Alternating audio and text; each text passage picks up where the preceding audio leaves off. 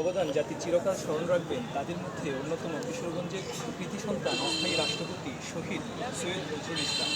স্বাধীনতা যুদ্ধে হানাদার বাহিনী এবং রাজাকার আলবদরদের ধারা এ জেলার অসংখ্য মুক্তিযোদ্ধা এবং সাধারণ মানুষ colonel sector commander colonel Abul Kalam, colonel Haider, শহীদ সাইদুজ্জামান সহ এ জেলার অসংখ্য মুক্তিযোদ্ধাদের স্মরণে নির্মাণ করা হয়েছে এই স্মৃতিস্তম্ভ। সকালে এই স্মৃতিস্তম্ভে ফুল দিয়ে শ্রদ্ধা জানান জেলার মুক্তিযোদ্ধা কমন কাউন্সিল সহ সাধারণ মানুষ। এছাড়াও এবারে প্রথমবারের মতো আয়োজন করা হয়েছে লাখো কণ্ঠে সোনার বাংলা, যেখানে নারী পুরুষ সহ সব শ্রেণী পেশার মানুষ একত্রিত হয়ে গাইবেন সোনার বাংলা কণ্ঠে। একটি বিষয় আপনাদেরকে জানিয়ে রাখি যে 1971 সালের এই দিনে সারা দেশে যখন বিজয়ের পতাকা উঠছিল, ঠিক সেই সময়ও কিশোরগঞ্জের আকাশে পাকিস্তানিদের পতাকা উঠছিল।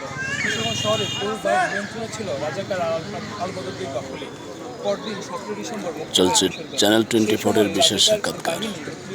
কোম্পানি কমান্ডার কবিরউদ্দিন আহমেদের কাছে আত্মসমর্পণ করেছেন। আমাদের সাথে এই মুহূর্তে আছেন সেই সময়কার নেতৃত্বদানকারী কোম্পানি কমান্ডার কবিরউদ্দিন আহমেদ। আমরা এখন তার সাথে কথা বলব। জনাব কবিরউদ্দিন আহমেদ, আপনি যদি আমাদেরকে জানাতেন যে ঠিক সেই সময় কি পরিস্থিতিতে রাজাকাররা আত্মসমর্পণ করেছিল। 1971 সাল 16 ডিসেম্বর আমি করিমগঞ্জের মাঠে অবস্থান করছিলাম।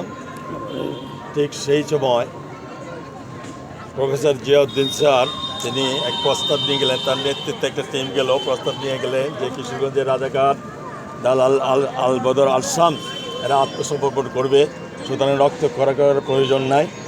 আমি তার কিছু কন্ডিশন আরোপ করে দিলাম যে আপনি যান, গিয়ে ওখানে গিয়ে গোলাবারুদ এক জায়গায় জমা করুন, আর ওই ওদেরকে বলেন, আর মাইকিং করে সারা রাত্র মাইকিং করেন যে তারা আত্মসমর্পণের খবর প্রচার করেন। তো উনি তাই করলেন। আমি 17 ডিসেম্বর ভোরে 10টার দিকে আমি করলাম কিশোরগঞ্জ।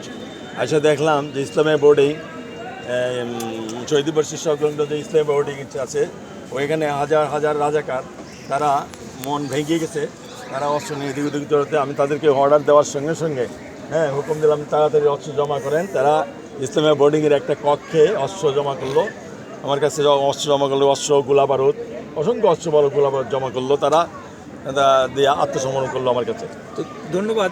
শুনছিলেন কবিরউদ্দিন আহমেদের কথা। তো আরেকটি বিষয় আপনাকে জানিয়ে রাখি যে মহান বিজয় দিবস উপলক্ষে